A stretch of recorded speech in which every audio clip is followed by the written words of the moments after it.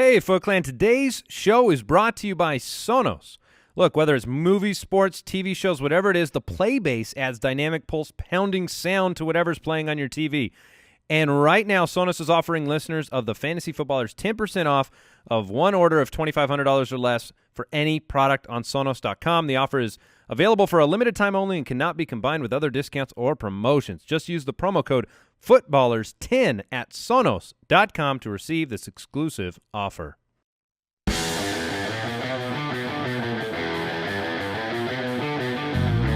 Welcome to the Fantasy Footballers Podcast, coming to you from the Redraft Studios with your hosts, Andy Holloway, Jason Moore, and Mike Wright.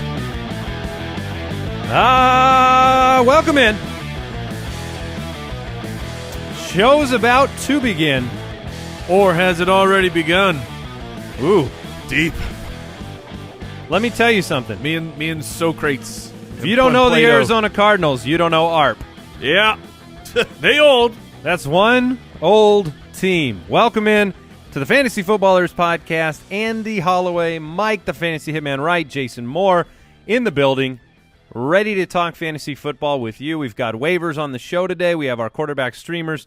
We'll get into all of the news, and we will talk right now about last night's Monday Night Football game in which Dak Prescott put on a show. He's very good.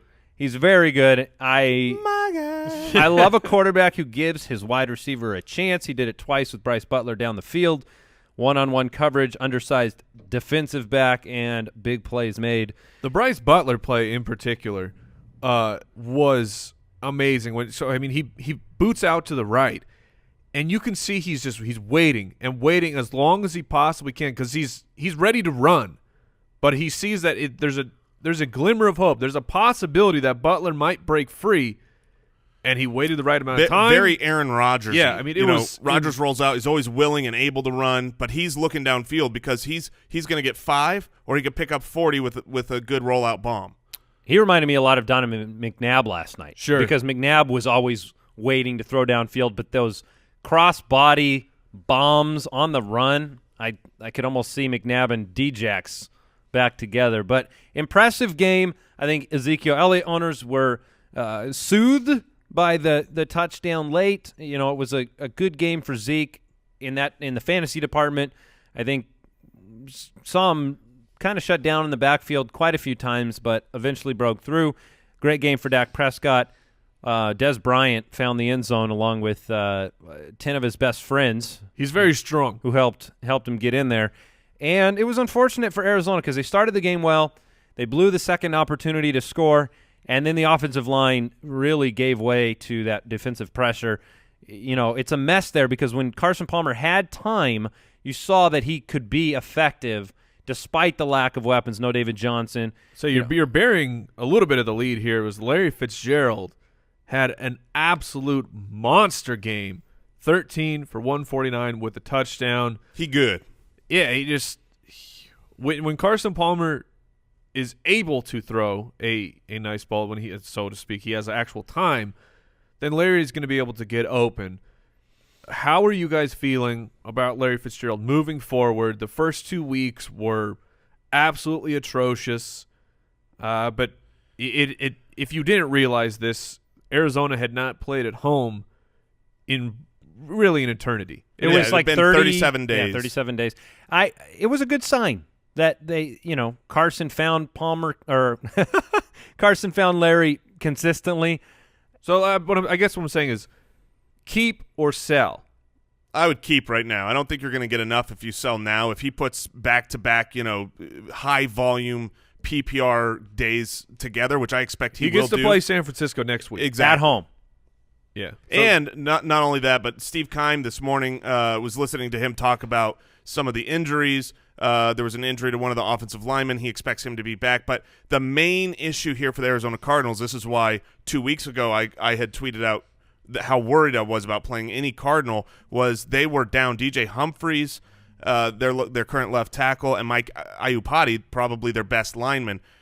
Steve Keim said today that he's hopeful that they're back this coming week. It sounded more like DJ Humphries would be back and maybe Iupati might be 2 weeks. I'll give a spoiler alert early. He's going to be my stream of the week, and a big part of that is going to be the offensive line play and the matchup at home against San Francisco.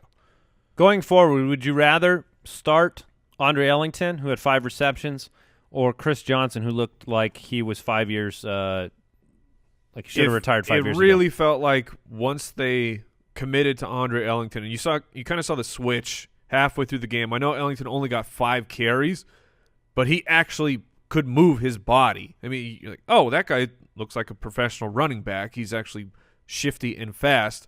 Chris Johnson, meanwhile, was 12 for 17, and looked every part of 12 for 17. When you saw what happened with Kerwin Williams, he was named the starter. They had cut Chris Johnson because they thought, okay, well, Kerwin's going to do it.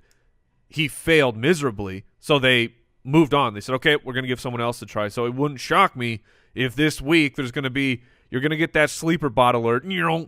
Andre Ellington expected to see a lot more carries this week. And it would make sense to do it early in practice before the week, because you saw some mental errors when Ellington was put in there running the wrong way or kind of coming back on a route he wasn't supposed to. And he was not, practicing as the starter or even the backup running back. So I think that change could happen. I would rather have Ellington, and I hope I have a better option than any of the Arizona Cardinals running backs. All right, you can get game day alerts, an extra show every week, and join our fantasy football community with exclusive forum access and a ton of other perks at jointhefoot.com. You can find us on Twitter at the FF Ballers. We're also on YouTube. Subscribe over there. Yeah, check out the YouTube, people. Yeah, check it out. Yeah, see? Yeah. All right, quick question of the day. This one comes in from Twitter.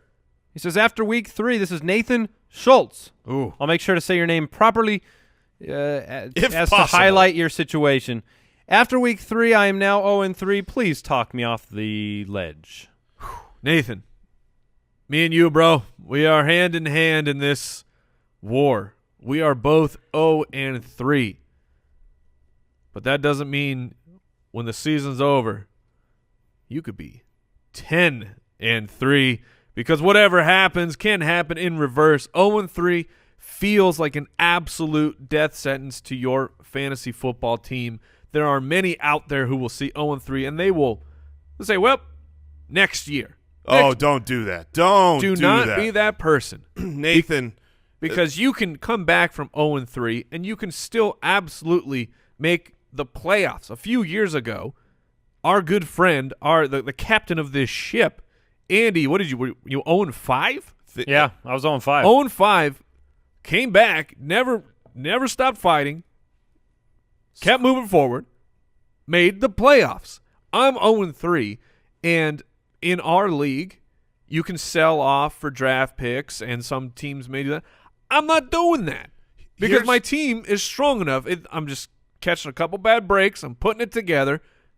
And I'm moving forward. There are, in every league, several 0-3 teams, a lot of 1-2 teams. There are teams that feel like, okay, they're already out of it, and they're going to start playing on tilt, or they're going to stop playing as much, stop mining the waiver wire, take advantage of that situation. If you're one of those guys that scratches and claws, you will make the playoffs. The amount of emails that we get or tweets or whatever every single year talking about how I started in such a hole and won the championship, it's so common that we've been doing it long enough to see those at the end of every year. Hey, I started 0-4. I started 0-5. I won the title. Do not bail. Yeah. All right, let's talk news. News and notes from around the league. Quite a bit of news. I want to get through this as quick as I can so we can get into the waivers. But let's start with Andrew Luck. Ruled out for Week 4 against Seattle.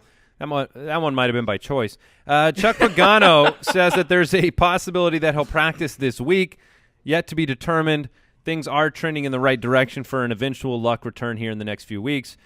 Adam Schefter, this is not good news. This is common news, but not good news. Tyler Eifert, he's going to miss multiple weeks with a back injury. He's slow to recover, always has been. It's a huge problem. If you do not have an IR spot, I would encourage you to be confident to drop him if you need to, because it's going to be a game every single week of whether or not he's back, and we've just seen too many times he takes so long to recover from these injuries, and you don't want to waste this valuable time. Now, if you've got an IR spot, obviously stash him. If you don't have someone else better to you don't just auto-cut a guy, but if there's someone else you need to pick up, and you need to utilize that bench spot, move on, because all of the tight ends this year have pretty much sucked. And so if you need to stream that tight end, you're going to be just fine against your opponents. Yeah, that's a good point. And even when Eifert does return, are you going to feel confident starting him those first couple of games? Certainly not week 1. I just want to throw this out because we probably won't really focus on him in the waiver wire, but Andrew Luck is owned in 75% of Yahoo leagues and 83 in ESPN. So very minute, very small chance, but just have a little peek on the waiver wire in case an owner was frustrated and rage dropped Andrew Luck. To go get Case Keenum. Sometimes you have to just say that he there's a 10% chance or maybe even a 25% chance that he's there. That's crazy. All right, Melvin Gordon, minor bone bruise on the knee. He only played 42% of snaps. You know, he left with the injury, came back later. Good news for Kelvin Benjamin. No structural damage to the knee, but his week 4 status is unclear. If Benjamin misses week 4, you already have Greg Olsen out of that offense. Can you stream or sign? Like, is Devin Funchess in the waiver consideration? Yes. He's definitely in the waiver consideration, and you might have to start him in a flex role, but I don't think there's anyone that I love. I'm certainly, if Kelvin is out, I'm not starting Cam Newton. Maybe a DFS play on like a Curtis Martin or something that Curtis Martin? Curtis Samuel. I was doing a double take Curtis there. Samuel. Curtis Martin would also be great if he was still playing. Yeah. No, Curtis Samuel, maybe like some He's in the crazy seniors tour. deep DFS play, but I don't like deep DFS play. I don't like most of the players there if Kelvin's out, other than I think Christian McCaffrey, just by necessity in the passing game, gets more part and of the more problem involved. is Cam's arm is not ready to go. X-rays came back negative on Matt Forte's toe injury, and guess what? We're going to ask him about it today. Tomorrow. Well, on tomorrow's show, but I'm going to ask him about it later today. We're going to talk to Matt Forte.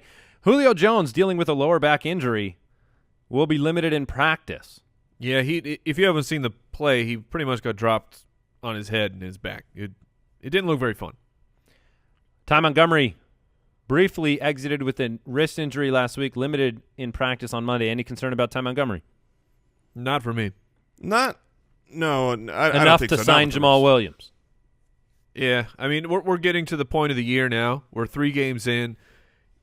With the way that Green Bay has handled things, you can pretty confidently at this point say that Jamal Williams would get the bulk of the work if Montgomery went down. So if you want to start putting your handcuffs on your bench, I'm okay with it. Samaje Perine diagnosed with a bruised hand, bruised ego, and day-to-day.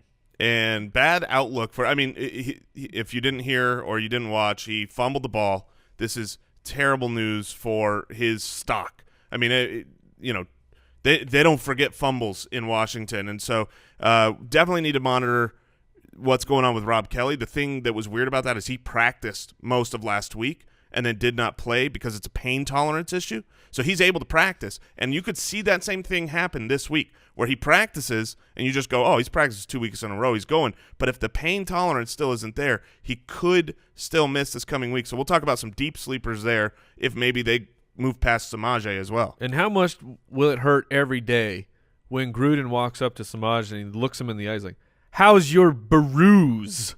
Yeah. Yeah, he's I going to go. thought you broke your hand. Samaje is How's going your home, bruise? and he's putting his hand on the workbench, and he's taking a hammer, and he's going, I need to redo those x-rays. Derrick Henry. Come on, P. Ryan, I believe in you. Derrick Henry had a thigh injury in week 3. I think he disappointed some owners that week. He should be okay. He'll be able to play in week 4. Corey Davis not been ruled out yet for week 4. Pay attention to that. I don't know if you'd be starting him anyways. He's another good waiver pickup. He is available on probably 25% of leagues. It's always nice sometimes those injuries where a guy gets dropped and you forget about him because he's not the one that performed the last week. Those are people to pay attention to on the waiver wire for sure. So let's go ahead and get into the waivers. Put me in, Coach. Got a little pop quiz for you. Oh, pop quiz hot shot. What wide receiver rank is Amari Cooper right now? Oh man. I'm going to go I tried to tell you. 51. Mike? He was okay week 1, so I don't think he's down in the 50s. I'm going to go in the 40s. I'm going 43.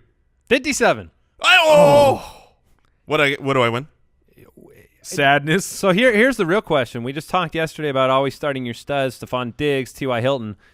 What does that say about Amari Cooper? Does that mean he's not a stud, or does that – I mean, by draft capital, he's 100% supposed to be a stud that you start every week. Well, now he plays Denver, and he's currently the wide receiver 57, and people are going, The problem with the draft capital is they were drafting the wrong stud from the Oakland Raiders, even though both of them failed miserably on Sunday night. A lot of that was Derrick Carr and the offensive line related.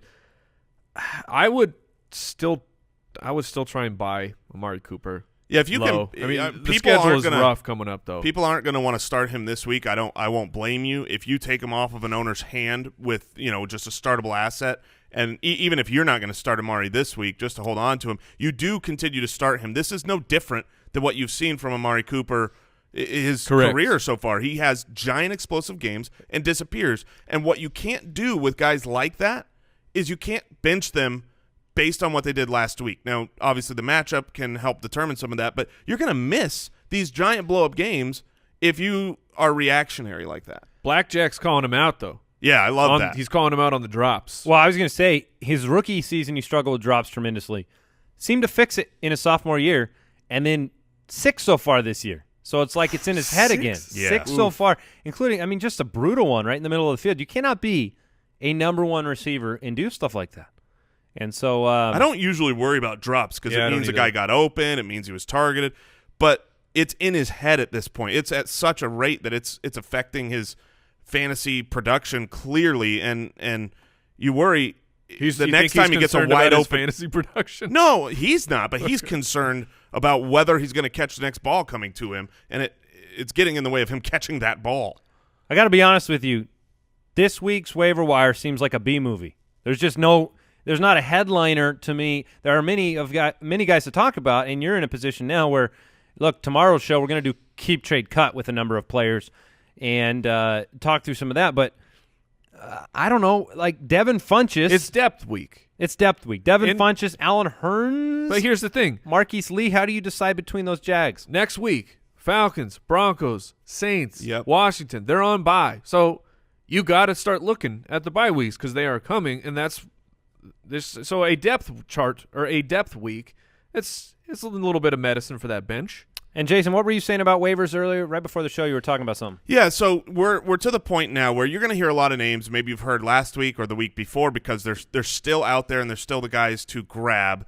But as we come further into the season, more guys are grabbed. We also will go a little deeper and name some guys that there's going to have to be a whole range here because sometimes people are like, why are you talking about him? He's owned in most leagues. But there's a lot of leagues where people grab these guys and they win championships because of it. We have to make sure we mention that. But we're also going to talk about some of the deeper guys like a Mac Brown that will be available everywhere and is really sneaky, might not work out. But if you are in a deeper league where there's more competition, you got to dig deep on those waivers.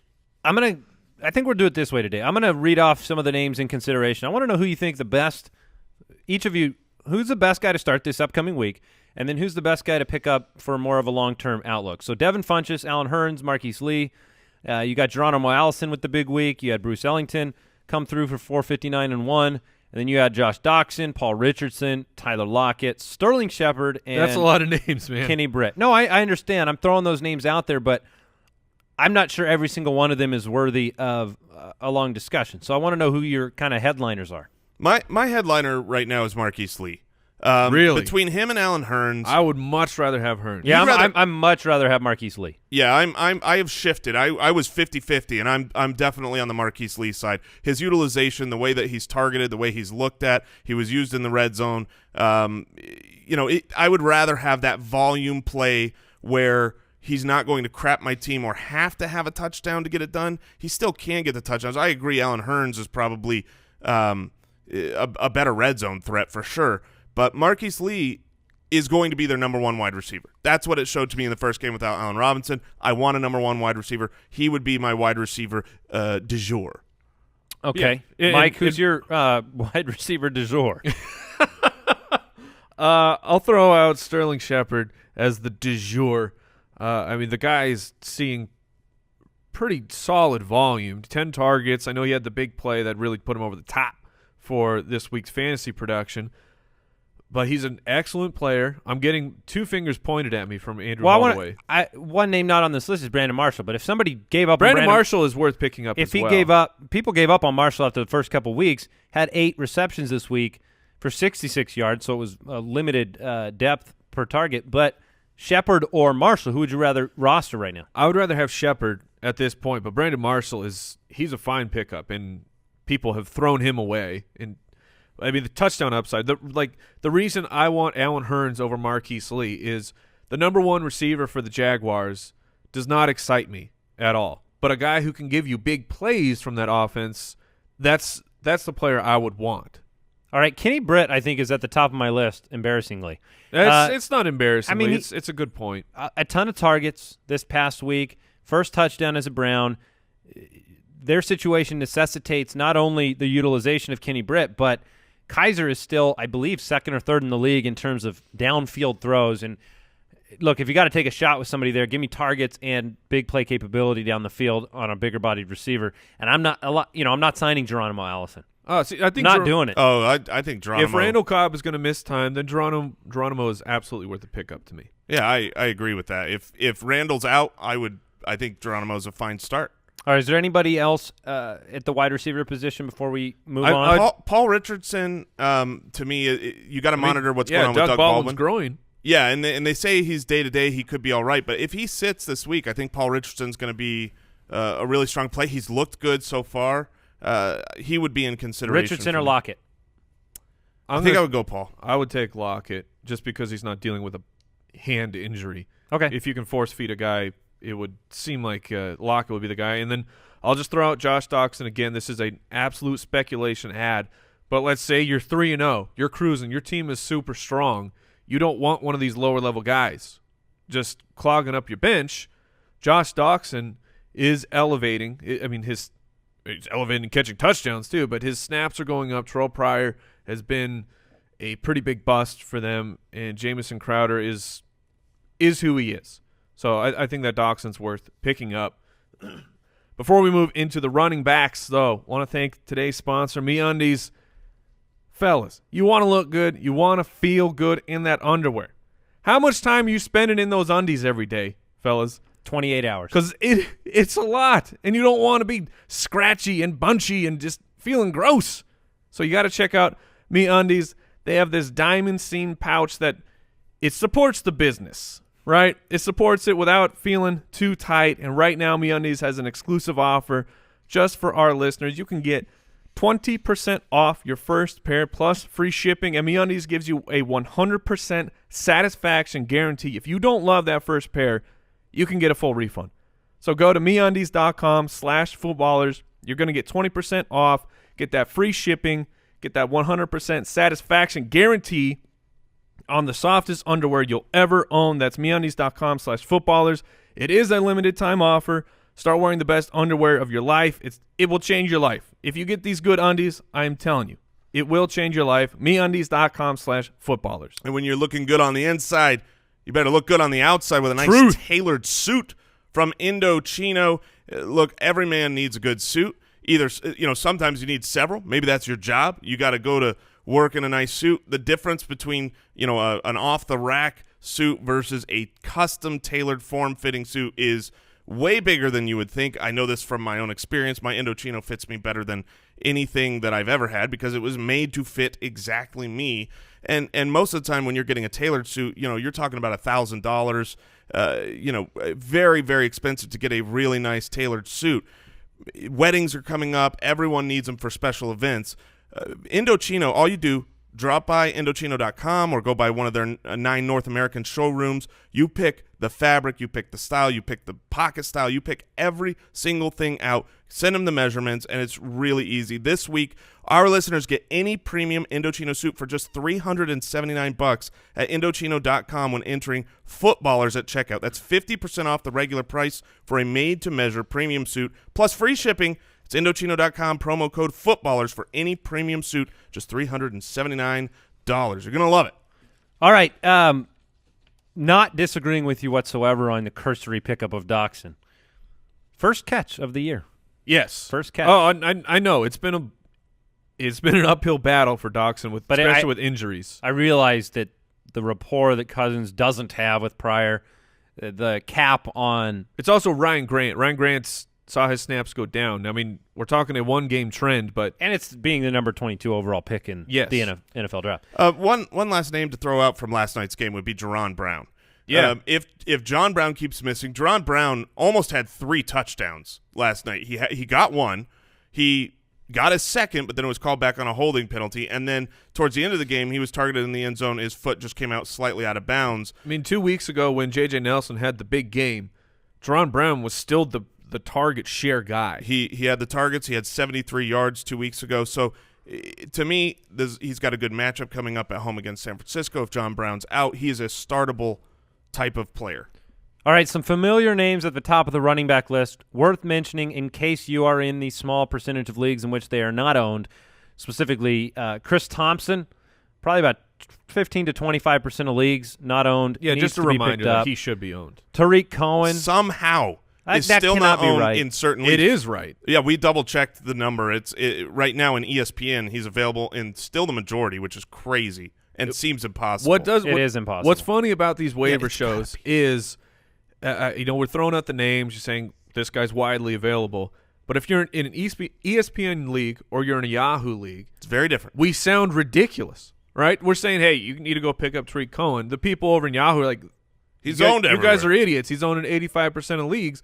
But somehow in ESPN, it's only 40% of leagues. And then you go to a guy like CJ Procise, and the ESPN people are like, you guys are idiots. He's owned in 80% of leagues. But in Yahoo, he's only owned in 18% of leagues. Can someone tell me what is going on? The reason this happens is because when you go to pick up free agents, there's recommendations based on where you're playing, whatever they're projected to do this week, whatever the ownership is. And so the trends just escalate on their own platforms. But that's why we give out these names first. These gaps they make no sense. Yeah. The Procise and Cohen numbers make me feel like ESPN is displaying ownership percentage from 2 weeks ago. What about like Duke it's just Johnson? like a 2 week. That's why I don't want to read. I just want to bring the names up. I don't want to read too much into the exact science behind, okay, maybe it's Whether 40, they're maybe available. it's 50. It doesn't matter. They're available in some percentage of leagues. Chris Carson, he owns the backfield in Seattle. He needs to be owned, plain and simple. No snaps, no play. I think 1 snap and no touches for Thomas Rawls. He needs to be owned. CJ Procise, interesting. He had a higher snap percentage this week. He was only 4 for 9 on the ground, but had 3 for 65 on 5 targets. He's a through the air. pass-catching guy. He's a PPR guy. Exactly. And Duke Johnson, another PPR guy. If those guys are out there, they should be picked up because all of them are startable. I want Yes. to tell people to get Deontay Foreman. You need to get Deontay Foreman. The ability for Bill O'Brien to rely on Deontay Foreman is increasing week over week. We saw big plays in the passing game. He runs with a different kind of flavor, oomph than Lamar Miller, and it's rare to have a player that I think you could spot start like Deontay Foreman will become, and yet if Miller went down, could be a top 12, top 15 guy because of volume. And so I like to have those guys on my bench because if I'm going to take a chance on somebody, give me a chance on somebody that can be a difference maker in my league. I think Deontay Foreman's a great guy to spend on if you are a team that is performing well and does have a little bit of time to see what happens in that backfield. The name I want to throw out is a guy who I have not said very many positive things about, but Wendell Smallwood. Definitely. He got 12 carries, had 71 yards. I mean, he had a very solid performance. The bigger thing is Darren Sproles is gone. Darren Sproles is out for the year with his ACL and broken arm injuries. What is the team doing with LeGarrette Blount? I have no idea. The guy goes from no carries to being a double-digit touch guy to being the goal line guy. I don't think even they know what they're doing with LeGarrette Blount right now. But Wendell Smallwood saw his snap percentage jump from the 20s to over 50 when Darren Sproles went out this past week. So he is a name that I think is a must pickup.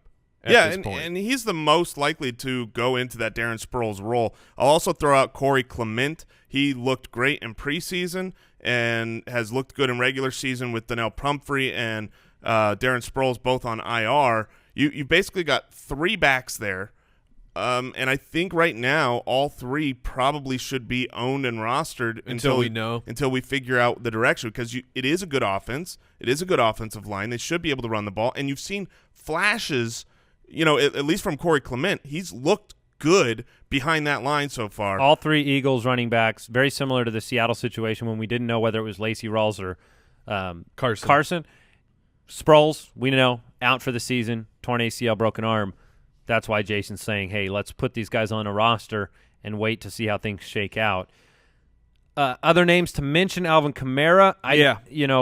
He scored. I think Kamara is an excellent stash at this point. This is a wait and see upside potential of. Would you rather have Alvin Kamara stashed or Jamal Charles stashed? Kamara, probably. I think I lean Jamal. I think I lean Jamal. Yeah, I do. We knew. I mean, look at what the rookie running backs have done this year. We knew that Kamara was in consideration to be a guy. I think an injury has to happen for Kamara to get the level of touches for consistency. But I don't mind him as a cursory ad, like you said. At least he has the youth and the upside. Other names that you guys want to mention? Anything in the handcuff world? Let's talk about Zeke's situation. Zeke right now, there's a hearing on October 2nd, which means he's guaranteed to play this next week. If for some reason something went wrong at that hearing, you could see the suspension instituted immediately. Who's the back to own? Is it Morris or McFadden?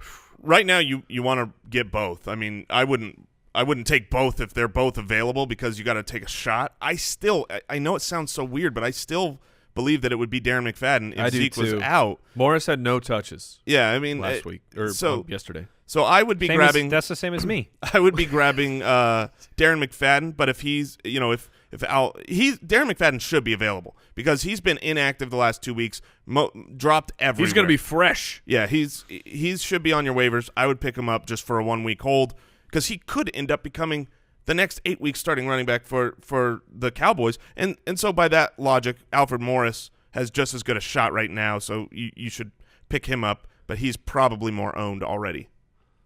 Yeah, being a Zeke owner, it's really fun, really a treat.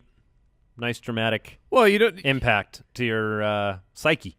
I mean, it's a roller coaster, man. You don't want life to just be this just flat, boring ground. This smooth ascent to victory. Who wants that? I would also throw out Mac Brown. I alluded to him earlier. He is the backup. I mean, he's just a guy. But if they bench Samaje Perine because of the fumble and Rob Kelly doesn't play, you're talking about a starting running back who, once that happened, once Perine basically went down and Rob Kelly was out last week, he got 6 carries. I think he ran for like 5 yards a carry. Yeah, 27 yards. Yeah, I mean he looked all right, and if he's got the role, it's going to be valuable. So he's a deeper pickup option. Brandon Oliver is a good handcuff right now because Melvin Gordon, they say it's nothing, but he went back in the game and then came out. And so that says he could do that again. You guys comfortable moving on to some tight ends? I just want to throw out that James Conner is very low owned, and I think he should be owned in every single league. And by the Lev Bell owner. Yes. Yeah, that's the rookie running back in Pittsburgh. And Matt Breida, the San Francisco 49ers running back, should also be rostered because the guy in front of him is generally made of glass. He's got the Eifert going on. Yeah. Carlos Hyde. That's actually what people scream out when something hurts. Yeah. Eifert, my knee. Oh, I've hurt my knee? Uh-oh. The parents were prophetic. Totally. I've hurt. That's his new name. I've hurt. Yeah. Tyler, I've hurt. Tyler, I've hurt my knee. I've hurt. I've hurt my back. I love Michael Keaton. Keaton. Well, how you doing over there, Brooks? Doing good. Good. Doing Good. well. I could hear you saying I've hurt as well. Yeah. And we talked about Andre Ellington, but also worth kind of looking at. Yeah. Yeah. If you want to pick somebody to be disappointed with, look no further than whoever I am rostering at running back each week these days. All right. Ben Watson, Evan Ingram, ASJ. 6 targets for ASJ. Austin Seferian-Jenkins. Yes. Austin Seferian-Jenkins, New York Jets tight end. Evan Ingram, New York Giants tight end. I'm impressed with both of those guys from a target share perspective. Which would you rather have? Which would you rather roster? The youth and upside of Ingram? Or would you rather have ASJ being kind of like a limited That's a really good question. I With think the right limited now options. I would have to lean on the quarterback situation, and that would be Eli Manning, and I would take Evan Ingram. Is Eli Manning that much better than Josh McCown? Yeah, because here's what Eli Manning does. Eli Manning gets pressure, and he falls on his booty to make sure that he stays in the game. Here's what Josh McCown does. He sees pressure. He's and still playing right now. He runs directly at it with his helmet first and says, I can destroy you, and he will not play the whole I'm season. invincible. So for that reason, I'm more confident in the longevity of Evan Ingram. But I like both guys. Sure. And Austin Seferian-Jenkins was tied for the lead in targets the first time in a game. Vernon Davis. Vernon Davis is one of the pass catchers that does have a rapport with Cousins. If Reed is missing more time, Vernon Davis is a great streaming option. He's my number one tight end pickup. Is he really? Yeah, he is, because I trust Jordan Reed about as much as I trust Tyler Eifert when it comes to injuries. So you would not co-sign a loan No, with either of those guys? No, not unless it was an insurance. What about Hyde? backed. You wouldn't sign one with Carlos Hyde either. No. There's certain guys You have just trust issues, man. you call it trust issues. I like healthy guys. See, Greg Olson and I signed a loan earlier this year That didn't work based out. on his history. It didn't work out. Yeah, I'm paying it off now. It's no good. Saddled me with all of it. Saddled me with that debt. Look, the tight end position's been a challenge this year. If you're not Gronking it, who did get banged up, but he's obviously been amazing.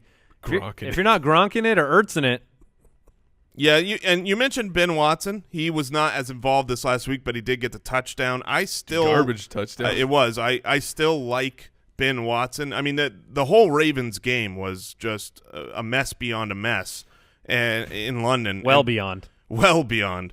I mean, you're talking hoarders level of mess. Yeah. So I would still take a flyer on Ben Watson. And I want to say, you may have the desire to fully rage drop Jack Doyle And Hunter Henry. Hunter. I'm done with Hunter. I am Henry. not. I am not. I am done with Hunter Henry. Oh, I'm not done. playing that coin flip. If win 2 out of 3 games, I said last week don't sign him. the guy has 0. I mean, no, thank you. Jack Doyle is capable. He's getting targets, and his all-star quarterback is going to be back in a few weeks. Defensive streaming options this week on the waiver wire. I see a bunch of names here that you guys have put in here. Green Bay takes on Chicago. They're only owned in 7% of ESPN leagues. I see Tennessee hosting Houston. I see Tampa hosting the Giants. I don't really love that based on I actually have Eli Manning as my stream of the week this week, and I saw problems. I mean, if Case Keenum can carve up that secondary in Tampa, I'm not going to bank on that. Here's who I'd rather play as a streaming option. I'd much rather play Detroit, who's currently the number Detroit's one. It's been great. They're the number one defense. They've been double-digit, depending on your scoring, but I mean, they 16, 16, 12 in our league, and they play Minnesota. And yes, Case Keenum had a very good week, but if there's one team that is intercepting the ball consistently this year, it's been Detroit. I think there are going to be opportunities there. I would prefer playing Detroit than I would Tampa. The team that I'm targeting the most would be the Bengals. I believe their defense is fully legit. I mean, their defense has really kept them in games that Andy Dalton has tried to get them out of. And they played the Cleveland Browns. Tried and succeeded. Yeah. Right now, Andy Dalton is beating the Bengals defense. Nice. Anybody else that Jaguars take on the Jets over at Yahoo. They're available in over 50% of leagues, and that's a slam dunk. Full stream ahead. all right. Whoa! Unlike That was last week. frightening. Last week was very difficult to pick a good streaming matchup. Now, most of them worked out very well because all of the mediocre quarterbacks did great this past week in the NFL. This week there are plenty. Thanks to Sean Kaiser. Yeah.